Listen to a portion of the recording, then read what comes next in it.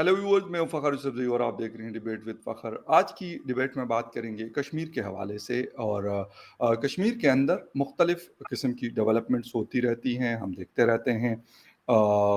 जब से पाकिस्तान और हिंदुस्तान का कश्मीर का जो इशू है, डिस्प्यूट है, वो चलता आ रहा है, तो हिंदुस्तान अपने तरफ से कुछ चीज़ें कर रहा होता है कि यार वहाँ पे चीज़ें बेहतर हो जाएँ। पाकिस्तान अपने तरीके से लगा होता है यूनाइटेड नेशन में, बाकी दूसरी तीसरी चीज़ों पे, और कोशिश की जाती है कि कौन सी वीकनेस होगी कि हमारे हाथ आए और उसको हम हाईलाइट करें। ये एक मैं इसको एक रेस कहूँगा, ये चलती रहती है। अभी इस वक्त क्या हो रहा है, क्योंकि अभी 15 अगस्त और 14 अगस्त को पाकिस्तान का इंडिपेंडेंस डे है, 15 को हिंदुस्तान का होता है। तो ये कुछ बातें हो रही है कि हर घर पे एक हिंदुस्तान का फ्लैग लगाया जाए। ये एक मतलब जिसे कि प्रपोजल है गालिबन। लेकिन इसके ऊपर बात करेंगे और बात करने के लिए मुझे ज्वाइन कर रही हैं social activist and journalist from Kashmir, Yana Mir साहिबा। याना मीर साहिबा, thank you very much for joining the show. Thank you so much. अस्सलाम वालेकुम। वालेकुम अस्सलाम, thank you very much for joining the show. Yana ji, एक तो ये मुझे बताइएगा कि ये फ्लैग वाला क्या किस्सा है कि हर घर के ऊपर हिंदुस्तान का फ्लैग लगेगा कश्मीर के अंदर, ये अभी है या 15 अगस्त के हवाले से, और इसके मतलब लोग क्या कह रहे हैं या फिर अपोजिशन की पार्टीज क्या कह रही इस हवाले से? देखिए, it's a very simple thing. Hmm, तो जो सेंट्रल गवर्नमेंट है उन्होंने ये प्रपोज किया है, और मेरे ख्याल से प्रपोज करने का रीजन ये था कि ऑपोजिशन के जो लीडर हैं, जो राहुल गांधी साहब हैं, ही इज गोइंग अराउंड। आजकल आप देखते होंगे उनके हर एक पब्लिक अपीयरेंस में वो एक ही चीज दोहराते रहते हैं कि इंडिया का कोई अस्तित्व नहीं है, इंडिया जो है वो अमलगमेशन ऑफ स्टेट्स है। इंडिया क्या है? बस एक यूनियन है स्टेट्स का, अलग अलग कल्चर्स का, अलग अलग किंगडम्स का एक यूनियन है, और उससे ज्यादा क्या है? दिस इज द स्टेटमेंट जो आजकल बोलते रहते हैं, दोहराते रहते हैं हर जगह। शायद ऑपोजिशन को लगा होगा कि मतलब, और इससे पहले भी जो है हम्म, ऑपोजिशन ये भी बोलती थी कि पहले तो हमारी आर्मी को झूठा ठहरा दिया, कहा कि गलवान में कुछ हुआ ही नहीं, आप लोगों ने मतलब बिल्कुल। जमीन मार दी चाइना को, ये वो, वहां पे आर्मी को झूठा बोल रहे थे। फिर इस तरह की जो हरकतें वो करते, कभी आर्मी को झूठा कहना, कभी ये कहना कि इंडिया का कोई अस्तित्व भी नहीं है। हम्म, इससे पहले मेरे ख्याल से देखिए, इंडिया का अपना एक यूनिक कल्चर है, लेकिन उनके कुछ ऑपोजिशन के कुछ ऐसे मिनिस्टर्स थे, मुझे याद है, जैसे ज्योतिरादित्य सिंधिया साहब। वो कह रहे थे एक टाइम पे, मुझे याद है उनके एक पुराने इंटरव्यू में, जब वो कांग्रेस में थे, अब तो खैर वो बीजेपी में आ गए, पता नहीं क्यों। जब वो कांग्रेस में थे वो कहते थे हिंदुइज्म ही कोई चीज नहीं, हिंदुइज्म कोई रिलीजन ही नहीं है, it's just a way of life. Okay. तो मतलब उनके इस तरह के ना वोट क्या करते हैं कि कल्चर जिसको इंडियंस अपने सीने से लगा के रखते हैं, और culture is very important to us. Okay. You must understand, culture हमारा इतना इंपॉर्टेंट है कि आप हमें हिंदू मुस्लिम में बांट ही नहीं सकते। हम्म, ठीक है? तो ये वो जगह है जहां इवन मुस्लिम औरतें भी मंगलसूत्र पहनती हैं। ओके। क्यों पहनती है? Because culture is everything for us. वो एक कल्चर ही था जिसकी वजह से हमने ब्रिटिशर्स को यहाँ से टाटा बाय बाय करने किया, मतलब we told them to okay. Leave. Britishers, हम क्यों नहीं चाहते थे कि वो हमारे साथ रहे, हमारे बीच रहे? क्योंकि वो हमारे कल्चर को ट्रिविलाइज कर रहे थे। हम्म, कभी तो उसी मतलब हर एक जो हमारे कल्चर की एक एक चीज को वो ट्रिविलाइज कर रहे थे, या तो अबॉलिश करने की कोशिश कर रहे थे या उसे ट्रिविलाइज कर रहे थे। अब वही चीज कांग्रेस कर रही है, तो शायद बीजेपी को लगा होगा कि अगर हमने इस सेंटिमेंट को, कांग्रेस जो सेंटिमेंट क्रिएट करने की कोशिश कर रहा है, हम्म, वो पहले से ही कांग्रेस ऐसी पार्टी थी जो डिवाइड एंड रूल करती थी, लेकिन अब वो इस हद तक, पहले वो सिर्फ हिंदू मुस्लिम के बीच डिवाइड करते थे, अब वो इस हद तक डिवाइड करने पे उतर आए हैं कि वो चाहते हैं कि हर एक स्टेट दूसरे स्टेट से एलियनेट हो जाए। हम्म। इतना वो इतने हद तक डिवाइसिव पॉलिटिक्स खेलने की कोशिश कर रहे हैं। तो शायद इस वजह से बीजेपी को लगा होगा कि ऐसा एक अगर महोत्सव हो जाए तो एक सेलिब्रेशन भी हो जाएगा, एक तरह का एक खुशी का माहौल भी हो जाएगा, हम्म, और मतलब एक फीलिंग ऑफ पेट्रियोटिज्म, नेशनलिज्म हर एक घर में आएगी। Okay. So it's for a celebration के लिए उन्होंने ये प्रपोजल, मतलब ये एक चीज बताई है। अब जिसको करना है वो करे, जिसको नहीं करना है वो नहीं अच्छा, करे, ये कोई इसमें मतलब ये जरूरी नहीं है, अगर लेट सपोज कोई नहीं चाहता तो ये नहीं है कि लाजमी वो कंपलसरी नहीं है कि बिल्कुल वो नहीं, लगाए। बिल्कुल नहीं। हमारे ओके। यहाँ होली बैसाखी सब होता है, अगर कोई एक दूसरे पे रंग नहीं फेंकता वो थोड़ी कोई क्राइम हो जाता सही। है। तो उसी तरह से अगर देखिए, तिरंगा ऐसी चीज है जिसको कोई इवन कांग्रेस के नेता भी इसे ये नहीं जुटला सकते कि तिरंगा के लिए उनके हार्ट में रिस्पेक्ट होगी कहीं ना कहीं, तभी तो हुँ, उन्होंने पॉलिटिक्स हुँ, चुना।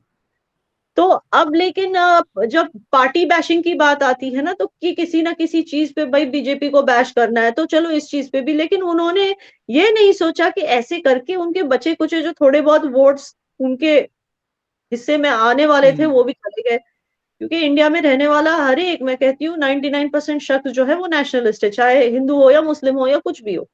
ओके, मैं आपको गारंटी के साथ बोलती हूँ कि जो मतलब शरिया के लिए खड़े हैं, जो इस तरह की चीजें करते हैं, जो जिनको लगता है कि ये हिंदुत्व गवर्नमेंट है इंडिया में, हुँ, इवन वो भी इस चीज से हर्ट, उनकी सेंटिमेंट्स हर्ट हुई होंगी जब कांग्रेस ने ऐसी बात उठाई कि भाई ये इम्पोजिशन है। ये कोई इम्पोजिशन है ही नहीं। अगर आपने घर में नहीं लगाया, आपको मत अरेस्ट करेंगे वो। सो एंड ओके, सबसे बड़ी चीज जो मुझे हर्ट, जिस चीज ने मुझे हर्ट की, वो है डॉक्टर फारूक अब्दुल्ला साहब का स्टेटमेंट। जी, उन्होंने जो कहा इट वाज रियली शॉकिंग, क्योंकि उन्होंने जिस नाशाइस्ता तरीके से बोला है ये, ओके, कि अपने घर में रखो तिरंगा। तो it is hmm, so shocking कि जो जिस कंट्री से उन्हें इतना प्यार मिला, वो सीएम बने, वो उनको सिक्योरिटी मिलती है, ओके, उनके पास जर्नलिस्ट आते हैं, उनको सवाल पूछते हैं, जो रिस्पेक्ट, जो इज्जत, जो ओहदा जिस कंट्री ने दिया, आप अच्छा उसी कंट्री के फ्लैग को इस तरह बोलते हो, मतलब इट इज शॉकिंग। अच्छा एक आई वुड चीज़ लाइक मुझ to tell him in my own way. उन्होंने जी, कहा जी, था कि तिरंगा रखो अपने घर में। आई वुड लाइक टू से टू हिम, तो इट है ये एटीट्यूड पाने करे, अपने घर पे हुँ, रखो अपना एटीट्यूड, हुँ, मत हुँ, हुँ, दिखाओ। बिकॉज इतने कश्मीरियों ने इस तिरंगे के लिए अपनी जान दे दी, जान कुर्बान कर दी। हुँ। तो एज अ कश्मीरी लीडर जो उन्होंने स्टेटमेंट दिया वाज वेरी बैड। अच्छा, दूसरा ये है कि मतलब जिस तरह आपने इनकी बात की फ़ारूक अब्दुल्ला की या फिर बाकी लोग इस तरह कहते हैं, वो कहते हैं कि हमें एक तो मतलब जो हमें देखने को मिलता है उनके जो ट्विटर हैंडल्स हैं या फिर जो कुछ मीडिया में उनकी खबरें हमारे पास इस्लामाबाद में या पाकिस्तान में पहुँचती है। वो ये गिला करते हैं कि हमें आपने हमारा जो स्टेटस था वो आपने स्पेशल स्टेटस हमसे ले लिया, हम नाराज़ हैं या ये हालाँकि पहले तो यही लोग दिल्ली में बैठे होते थे और मतलब हमारे यहाँ पाकिस्तान में जब मैं छोटा था और पीटीवी की खबरें सुना करता था, हालाँकि मुझे कुछ समझ नहीं आती, कहती कठपुतली हुकूमत। मैंने कहा मुझे समझ भी नहीं आती थी कि व्हाट इज़ दैट बेसिकली मतलब वो तो बाद में पता चला कि यार ये एक डिस्प्यूट है और मतलब वहाँ पे गवर्नमेंट भी है, फोर्सेस भी है, सारा कुछ है और फिर कुछ कश्मीर हमारे चोर पास है, कुछ उनके तो ये क्या इसके पीछे क्या मैं वही कह रही हूँ, चोर को अगर आप चोरी ना करने दें तो वो नाराज तो होगा ही। ठीक है, तो आर्टिकल 370 हटाने का एक सबसे बड़ा मकसद ये था कि जम्मू कश्मीर में जो करप्शन हो रहा था उस 370 की वजह से वो रोका जाए। ठीक। आम इंसान को तो कोई फर्क ही नहीं पड़ा जब 370 था, जब 370 हटा, आम इंसान को हाँ, क्या फर्क पड़ा है? हुँ। बस अच्छा जो चोरी कर रहे थे उनको फर्क पड़ा है। लेकिन लेकिन ये जिस तरीके से अभी महबूबा मुफ्ती साहिबा नो डाउट हम उनको मतलब एक्सक्लूड नहीं कर सकते वहाँ की पॉलिटिक्स से मुझे तो नहीं पता कि वो कोई कितनी उनके फैन फॉलोइंग कितनी है कश्मीर के अंदर मतलब बहुत ज्यादा है या थोड़ी है या नहीं है बट द थिंग इज एक लीडर के तौर पे उनको माना जाता है मीडिया में देखा जाता है वो कहती है कि हमें कहा गया था कि यहाँ पे मतलब लोगों को जॉब्स मिलेंगी और ये सारा कुछ होगा लेकिन वो नहीं हुई तो ये कंसर्न्स ठीक है मतलब एज ए जर्नलिस्ट आप बिल्कुल, क्योंकि अगर कश्मीर देखिए, पसारे में जाती हैं लोगों से मिलती हैं बिल्कुल ठीक है ये इनके कंसर्न्स। देखिए, any sensible concern from any political party for another political party, I stand for it. Okay ji, अगर उन्होंने कहा कि इतनी जॉब्स आपने प्रॉमिस की नहीं मिली, वो बात सच है। हम भी वेट कर रहे हैं कि भाई वो जॉब्स कहाँ है, किसको मिली है, जरा हमें भी दिखाएं। बड़ी बड़ी पैकेजेस का ऐलान हाँ होता है, कहाँ है वो? आप बोलते हो कि यहाँ पे लुलु सुपरमार्केट आने वाला, यूएई के इन्वेस्टर्स आने वाले, वो कहाँ है? तो इट इज अ फैक्ट कि आप मैं सिर्फ ना इस एक पॉइंट पे आना चाह रहा था कि मतलब मैंने भी ये आर्टिकल्स मैंने एक नहीं मुख्तलिफ आप लोगों के न्यूज़पेपर जो हिंदुस्तान से पब्लिश होते हैं बड़े लीडिंग न्यूज़पेपर्स में इसके ऊपर मैंने बड़े बड़े आर्टिकल्स पढ़े कि इतने हजार करोड़ और इतने हजार करोड़ बिलीव मी मतलब हमारे लिए बड़ी एक हैरानगी की बात थी कि यार मतलब हमारा कश्मीर उस तरीके से नहीं है सीधी सी बात है मतलब वो डेवलपमेंट नहीं हो सकी अभी तक मतलब हमारे पास अभी तक एयरपोर्ट नहीं है हमारे कश्मीर के अंदर आप लोगों की फ्लाइट्स जाती है शारजा गालिबन और मुख्तलिफ इलाकों में मतलब मैं भी चाहता हूं कि इस कश्मीर में भी हो लेकिन मैंने कहा कि यार अगर इतनी इन्वेस्टमेंट और ये सारी चीजें आ रही है तो मतलब उसमें कोई डेवलपमेंट अभी तक नहीं हुई जी प्रैक्टिकली नहीं, देखो ये सब अभी तक बातें ही हैं, हमने तो नहीं देखा लुलु या एमआर ग्रुप अभी तक आया है कश्मीर में, हमने तो नहीं देखा वो कहाँ है जॉब्स। वो इतने हजारों करोड़ों के हुँ, पैकेजेस की जो बात करते हैं, हमने नहीं देखा जो वो कहते रहते हैं। एंड इवन मैं आपको बता दूं कि कुछ जो वो कहते हैं कि हमने एम्स शुरू किया, मेडिकल कॉलेज शुरू की, ये किया वो किया, भाई मैं आपको बता दूं कि यहाँ पे मैं कांग्रेस को बेनिफिट दूंगी कि कई साल पहले इसका प्रपोजल कांग्रेस ने ही रखा था कि ये चीजें यहाँ पे बननी चाहिए। ओके। इन्होंने इसको कंप्लीट किया है, नो डाउट अबाउट इट, कि कांग्रेस ने कई, अब वो जमाना था जब कांग्रेस बड़े बड़े प्रॉमिस करती थी और उस पर हुँ, उतरती नहीं। तो बीजेपी ने no doubt rest of the India में कई जगह जहां जो प्रॉमिस किया वो करके दिखाया, जी, जी। लेकिन कश्मीर में for some reason they have failed. उसका एक रीजन मैं ये देख रही हूँ, ये भी हो सकता है कि जब उन्होंने सारे प्रोजेक्ट्स का ऐलान किया फिर उसके बाद कोविड आ गया, मगर अब तो कोविड वेव हटके भी काफी टाइम हो गया है। तो बिल्कुल। अब कामों को रिज्यूम होने के लिए इतना टाइम क्यों लग रहा है? जो ये लोग कहते हैं वो होता होते हुए दिखता क्यों नहीं? वो इम्प्लीमेंट वो ग्राउंड पे क्यों नहीं दिखता? हमें अच्छा, कोई इमारत या लुलु सुपरमार्केट क्यों नहीं दिख रहा अभी तक? Simple question. एग्जैक्टली। अच्छा, इससे पहले मतलब नरेंद्र मोदी जी ने विजिट किया, राजनाथ सिंह साहब आते हैं, आप लोगों के जो अमित शाह साहब हैं, उन्होंने इसी साल विजिट्स किए। और इसके अलावा जी 20 के हवाले से बात हो रही, जिसके ऊपर पाकिस्तान को बड़ा एतराज है क्योंकि वो दिसंबर में होना है। तो अगर इतनी बड़ी चीजें हो रही है तो क्या इससे चेंज नहीं आएगा? अगर जी 20 लेट सपोज श्रीनगर में उसकी कुछ मीटिंग्स होती हैं तो उसके उसका इम्पैक्ट आम आदमी को मिलेगा? देखिए, इसका इम्पैक्ट एक ही मिलेगा कि इन चीजों की वजह से एक इकोनॉमिक स्कोप कश्मीर का जो है वो दिखेगा। ओके। पहले भी डेलीगेशंस आई है, वो स्कोप दिखा है, बट वो चीज, वो कहाँ जाता है जो पैसा? देखिए, it is all about, it's a money game, ठीक है ना? Yes, agree. बीजेपी कहती थी और वो सही कहती थी कि जो यहाँ के लोकल जो पॉलिटिशियंस हैं उन्होंने लूटा है कश्मीर को। जो हम ओके। लोग सेंटर से फंडिंग भेजते थे ये लोग लूट लेते थे, अपनी तिजोरियों में रख देते थे, क्योंकि आर्टिकल 370 की वजह से इनको ट्रांसपेरेंसी दिखाने की जरूरत नहीं पड़ती है, अकाउंटेबल नहीं थे ये। ओके। तो अब जब उनको हटाने के बाद, अब जब ये लोग बोलते हैं कि इतने करोड़ का पैकेज, उतने करोड़ का पैकेज, उसके बाद भी यहाँ अनएम्प्लॉयमेंट है, उसके बाद भी यहाँ कितना सारा यूथ ड्रग्स में मुब्तला हो रहा है, कितना सारा यूथ जो है सुसाइड कर रहा है because of lack of employment. अभी भी कितने एम्प्लॉयज हैं जिनको परमानेंट नहीं किया गया, डेली वेजर्स हैं जिनको राइट। परमानेंट नहीं किए गए, रेगुलराइज नहीं किए गए उनके जॉब्स। अभी भी ये सब मसले हैं। तो फिर वो पैकेजेस कहाँ जा रहे हैं? जब पहले आप कहते थे कि डायनेस्टी जो पॉलिटिशियंस है वो खा जाते हैं पैसा, अब कौन खा रहा है? अब तो वो हम्म। पावर में है। सो ये इन तकरीबन चीजों 3 साल हो गए ऑलमोस्ट। 2019 में जब स्पेशल स्टेटस हटाया गया था अगस्त 2019 में, अभी नेक्स्ट मंथ 3 इयर्स होने को है। चलें, अगर हम 1.5 साल उसमें से कोविड का निकाल लेते हैं या 2 साल लेट सपोज निकाल ले, तो 1 साल बचता है। लेकिन अभी जो वहां पे बीजेपी के लोकल भी यकीनन वहां पे लोग होंगे, क्योंकि इलेक्शन के हवाले से भी बात हो रही कि वहां पे इलेक्शन होना है। तो वो लोग क्या कहते हैं कि उनकी सेंट्रल गवर्नमेंट से क्या बात होती है और वो उनको क्या बताते हैं कि मतलब ठीक है, जिस तरह इमरान खान हमें कहते थे कि घबराना नहीं है, तो वो वाली बात है? या मतलब नरेंद्र मोदी जी जो है वो जिस तरह बाकी जगहों पे कर रहे हैं तो कश्मीर में भी करेंगे? आपको एक चीज मैं बहुत फ्रैंकली बता दूं, जो बीजेपी के लीडर्स कश्मीर में हैं वो बीजेपी की बात करते ही नहीं। वो कभी सामने नहीं आते अपनी पार्टी का पक्ष रखने के लिए, अपनी ओके। पार्टी को डिफेंड करने के लिए, या अपनी पार्टी की तरफ से कुछ नया बोलने के लिए। वो कुछ बोलते ही नहीं। मुझे वजह? तो है कि वो है ही क्यों? वो बस वहां पे हैं, दे आर, वो अपनी पोजीशन पे है बस इसलिए कि ताकि उनको बीजेपी से सिक्योरिटी मिले, अकोमोडेशन मिले इन चीजों के लिए। मगर बीजेपी का काम तो वो कतई नहीं करते। जो आज की तारीख में जो वहां पे जो मतलब जो उनकी जो लॉबी है हम्म। हम्म। वो करते ही नहीं बीजेपी का काम।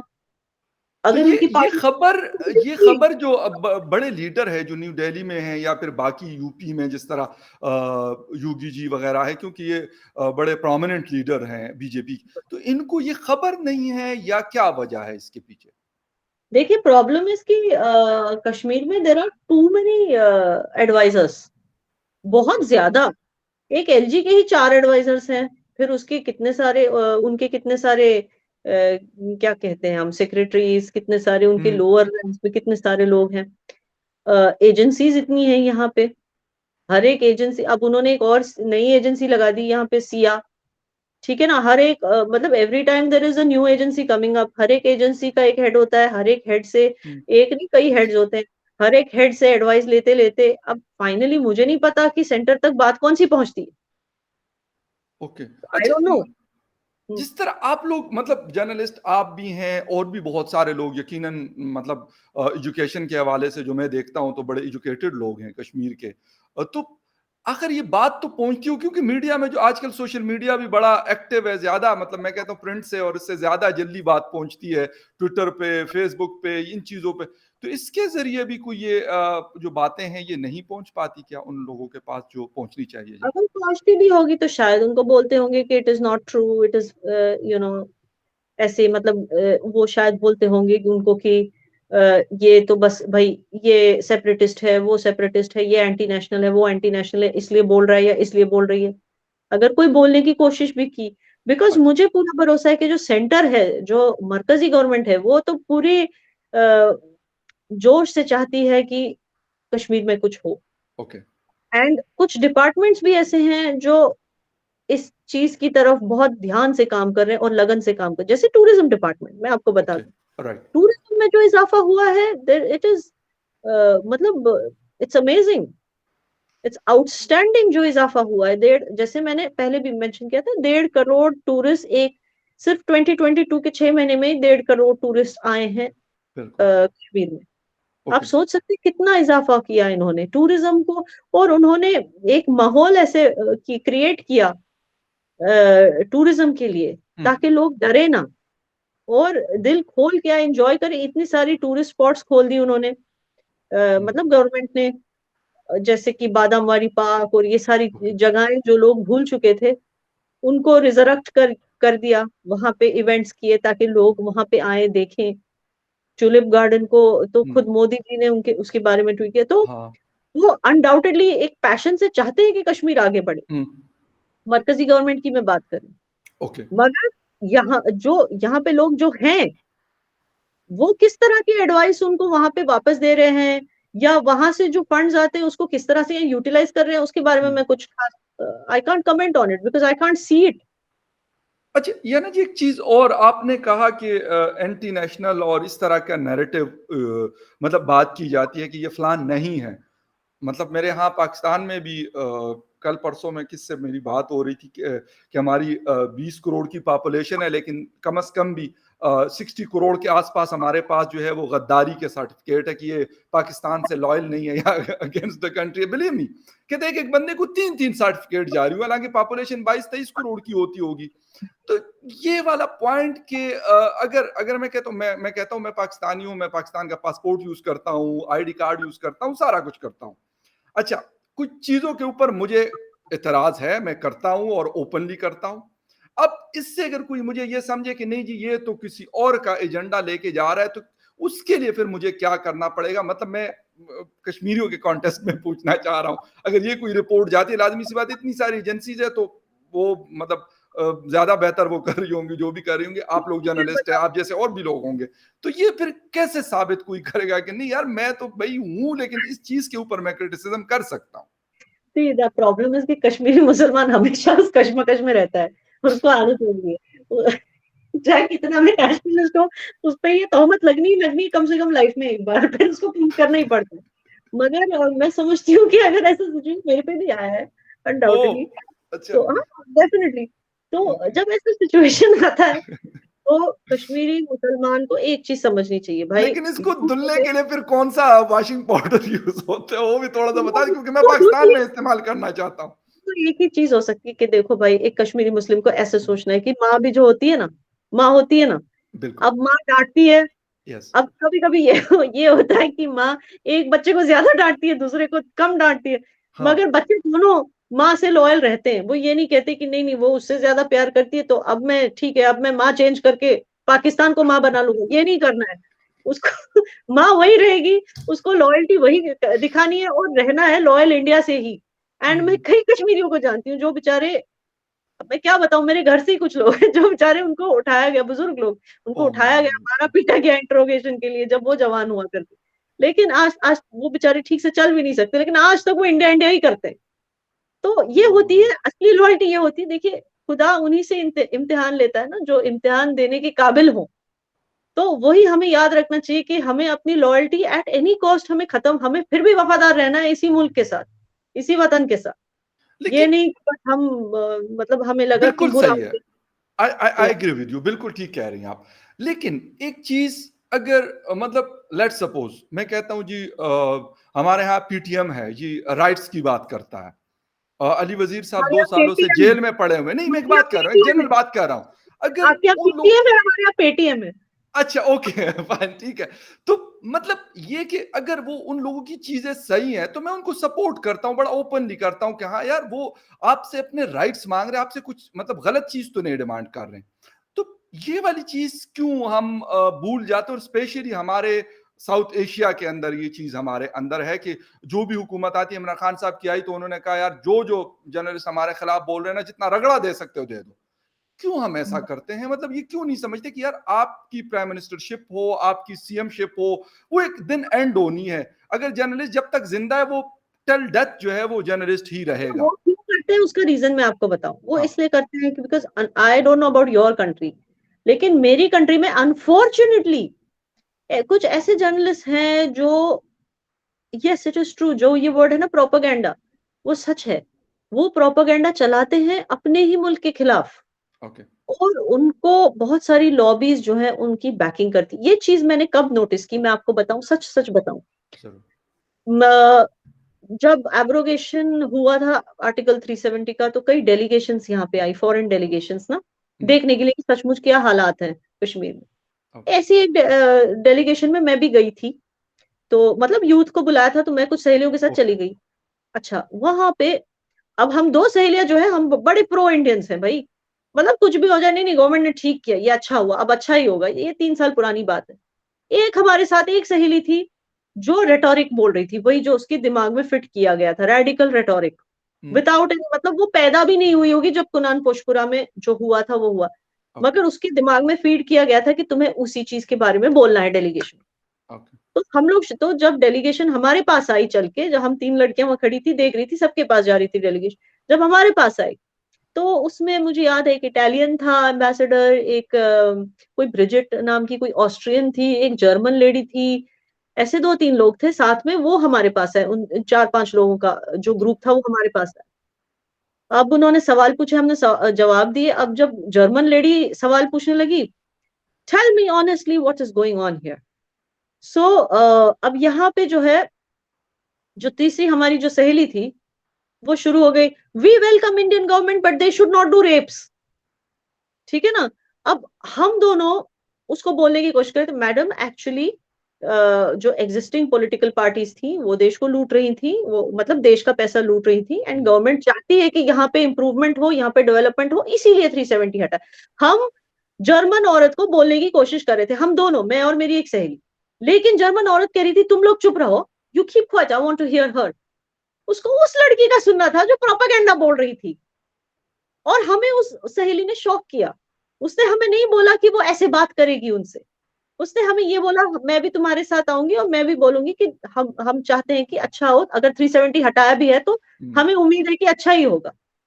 जी। वो ये बोलकर आई थी डेलीगेशन, वहां आके उसने अपनी बात बदल ली, और सारे जो है ना ये यूरोपियन डेलीगेशन सारे घुस गए उसको सुनने के लिए कि वो क्या कह रही है। हम्म। तो do you understand what I am trying to say. वो चाहे यूरोपियन मीडिया हो, अमेरिकन मीडिया हो, कतार मीडिया हो, ये लोग चाहते हैं कि यहाँ पे अनरेस्ट हो, चाहे वो हिंदू मुस्लिम के बीच में हो या कश्मीरियों के आपसी मामले में हो। ओके। यहाँ पे इंडिया में जितना अनरेस्ट होगा उससे उनको कुछ ना कुछ फायदा है।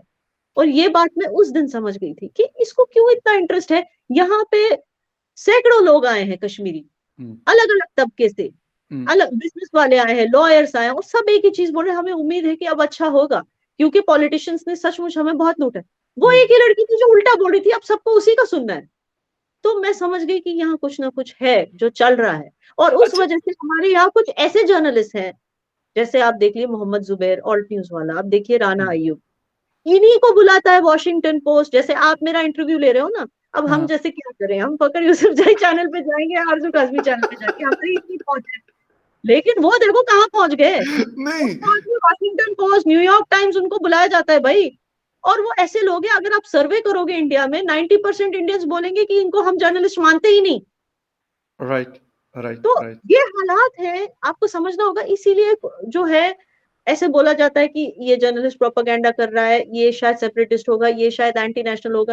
हमारी जो कंट्री है, it believes in full freedom of all rights, मगर उन राइट्स का मिसयूज कई लोगों ने किया है। लेकिन यार एक एक चीज जो मैं समझने की कोशिश कर रहा हूं कि लेट्स सपोज, मैं पाकिस्तान की बार बार एग्जांपल्स इसलिए दे रहा हूं कि मैं खुद सामने ये चीजें देख रहा हूं। यहाँ पे हिंदुस्तान में आप देखती होंगी, आप देख रही हैं, आप जैसे और लोग देख रहे होंगे कि ये जरूरी तो नहीं है कि जो चीज मतलब मैं बेहतर समझता हूं, मैं इमरान खान साहब को गलत समझता हूं, लेकिन बहुत सारी उसकी फैन फॉलोइंग है।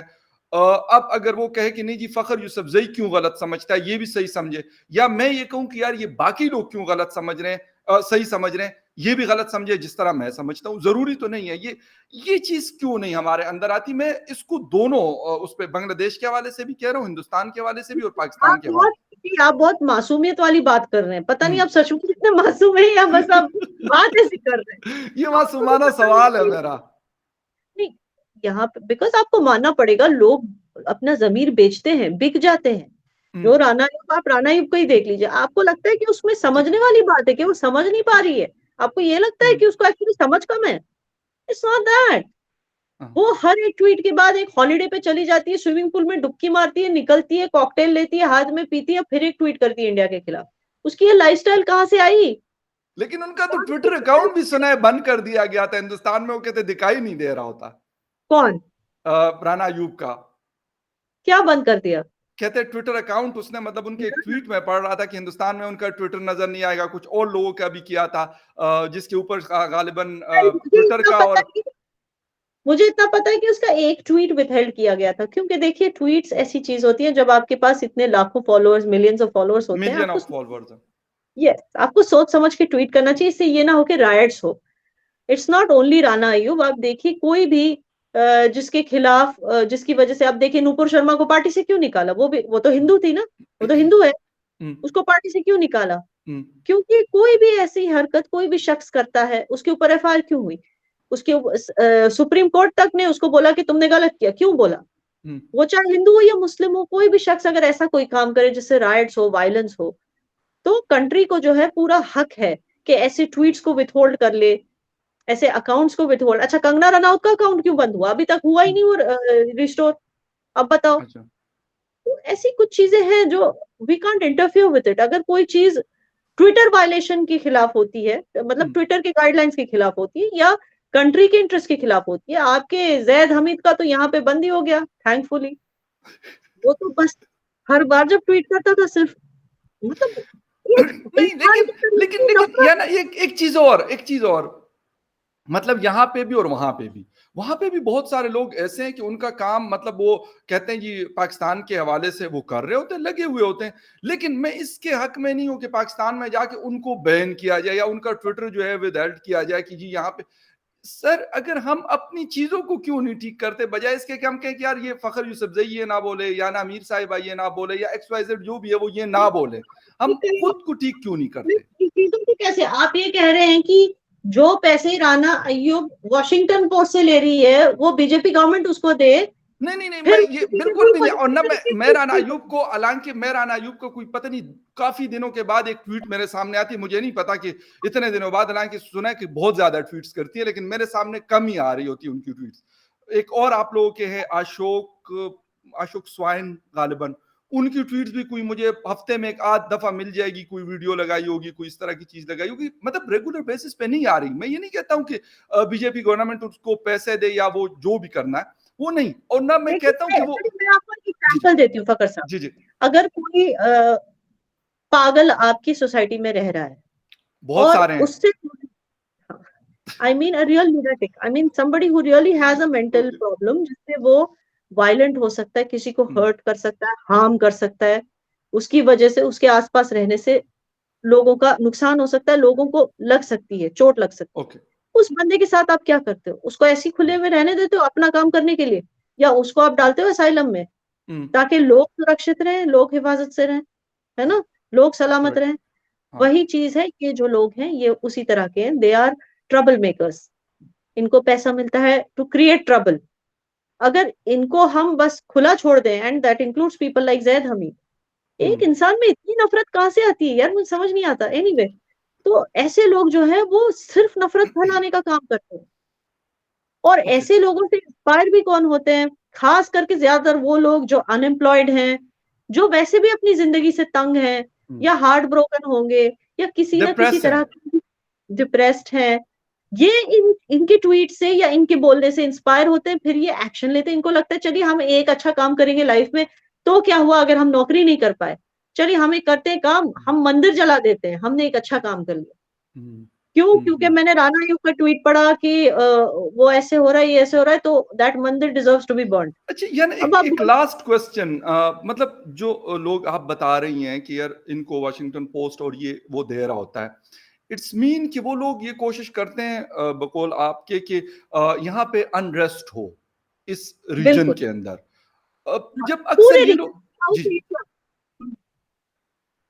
पूरे साउथ एशिया में।